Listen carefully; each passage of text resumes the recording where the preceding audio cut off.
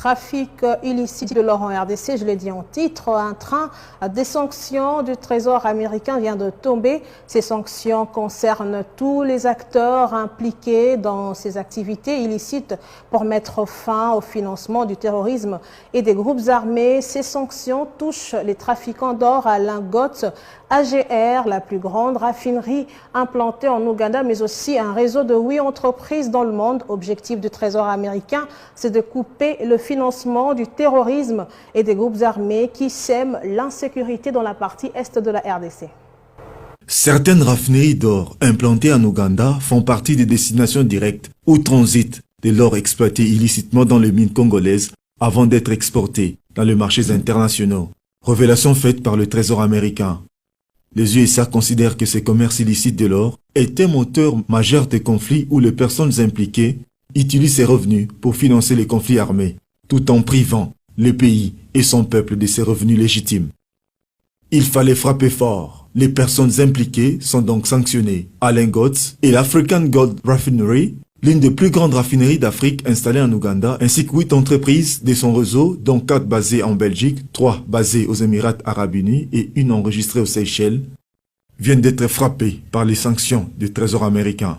Cette vente illicite de matières premières, avec dans lesquelles, entre autres, l'or dont Goetz est impliqué, c'est des ressources illégales qui ont sûrement été utilisées d'une manière ou d'une autre financement des activités qui pourraient ne pas être correctes. Donc, le lien avec l'État islamique, il faut l'établir avec autant de renseignements d'informations supplémentaires. Parmi les sanctions, le gel des avoirs et l'interdiction formelle de commercer avec les citoyens et les banques américaines. Pour Brian Nelson, l'émissaire de Biden dans la lutte contre le blanchiment d'argent, en séjour en RDC, ces sanctions démontrent l'engagement des États-Unis aux côtés de la RDC à mettre fin au commerce illicite des minerais et à encourager la transparence dans le secteur minier pour couper les financements du terrorisme et des groupes armés en RDC, ce qui menace la stabilité de la région. Les efforts sont vraiment en bonne voie pour lutter contre la corruption et le gouvernement, le Trésor américain, essentiellement, travaillent en partenariat avec ces pays. L'annonce des sanctions permet en fait au gouvernement congolais, et déjà il y a un processus pour s'assurer que le gouvernement congolais de récupérer tous les actifs qui lui appartiennent.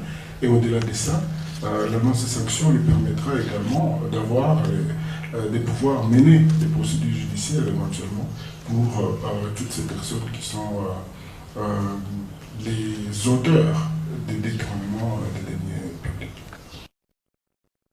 Un bon nombre de mines congolaises se trouvent dans des zones en proie à l'insécurité permanente, comme en Ituri.